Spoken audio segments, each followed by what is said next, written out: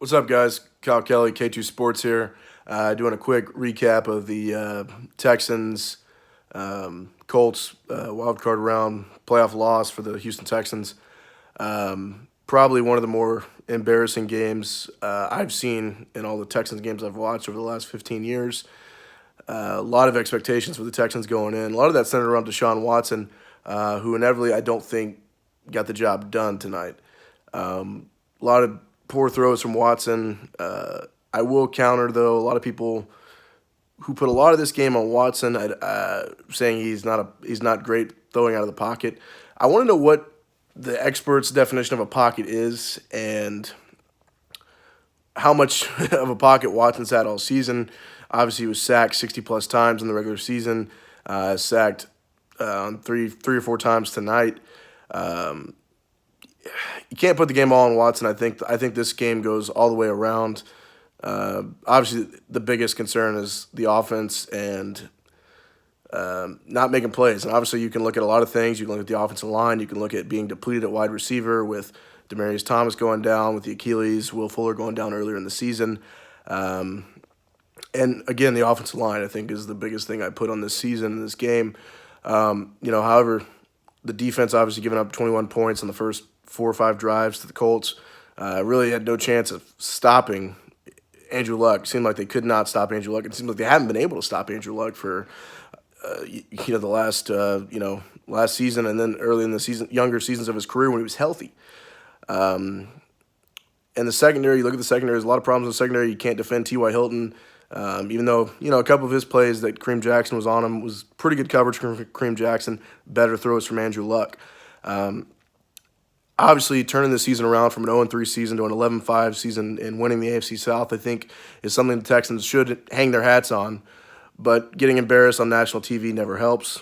It's not going to help their case next year. So Texan fans should definitely not be complaining about a daytime or the early slot on a Saturday in the playoffs next year.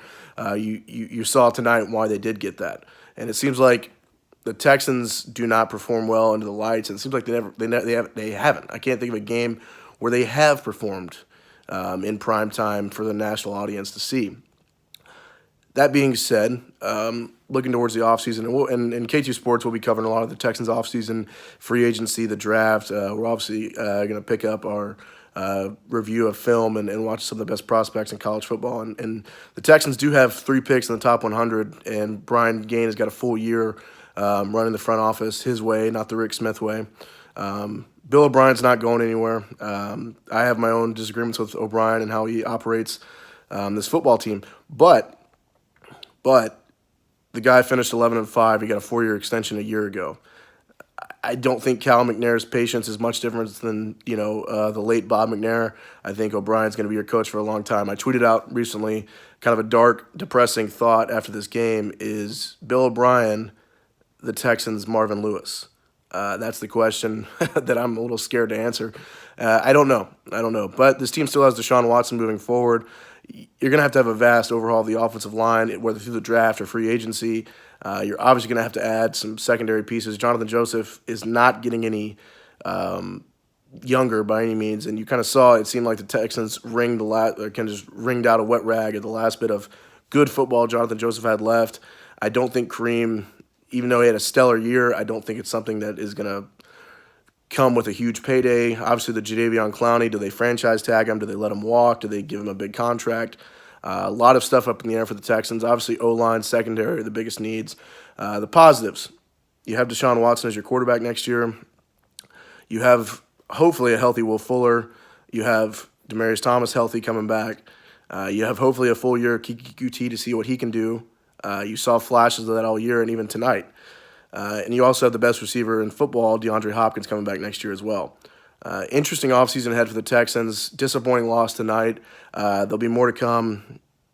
K2 Sports will be on it as we look forward to the rest of the NFL playoffs. And obviously the Cowboys-Seahawks matchup tonight in Dallas. And then you got 2 big games tomorrow.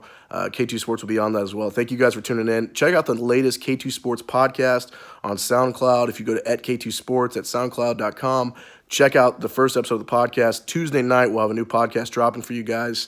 and we hope you like it. We're going to keep getting more content out to you. Thank you guys so much for checking out this video. Like, subscribe, share it with your friends if you like it, and we'll move forward from here. Thank you guys so much for checking it out.